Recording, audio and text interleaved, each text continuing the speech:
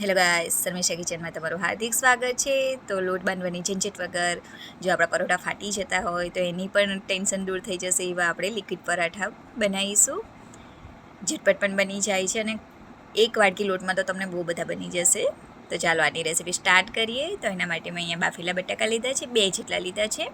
તમે બાફેલાની જગ્યાએ કાચા પણ લઈ શકો છો, પરંતુ કાચા બટાકા શેકાતા વાર લાગશે એટલા માટે હવે એમાં મેં લીલા મરચાં 4 થી 5 વાટેલા લીધા છે। તમે આદુ લસણ મરચાં પણ લઈ શકો છો। હવે ઝીણી સમારેલી ડુંગળી ઉમેરી દઈશું, ઓપ્શનલ છે, તમે ના ખાતા હોય તો નહીં ઉમેરવાની।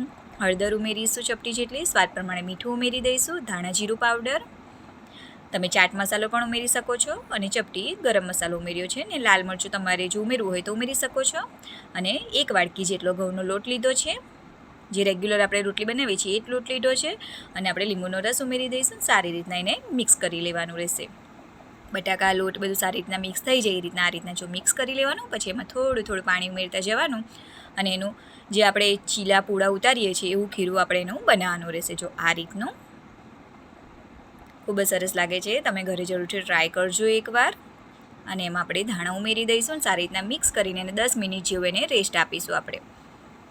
હવે આપણે એક પેન લઈશું, જે નોનસ્ટિક તવાઈ આવે છે એ લઈશું, એમાં તેલ થોડું ગ્રીસ કરીને આપણે એના મીડિયમ સાઇઝના તમારે નાના નાના પૂડા ઉતારવાના રહેશે। થોડું ગરમ થાય એટલે પછી, કારણ કે ફેરવવામાં તમારે આસાની રહે, કારણ કે આ થોડા સોફ્ટ એવા બને છે એટલા માટે, કારણ કે ફેરવવા જશો પલટવા તો તૂટશે તો ખરા જ, 1-2 એવા થશે પછી નહીં થાય। મારા પણ 1-2 તૂટ્યા હતા એટલા માટે જો આ રીતના એક સાઈડથી શેકાય છે એટલે બીજી સાઈડથી આપણે શેકી લેવાનું રહેશે। જો આ રીતના એને સારી રીતના બંને બાજુથી શેકી લેવાના રહેશે। તો જો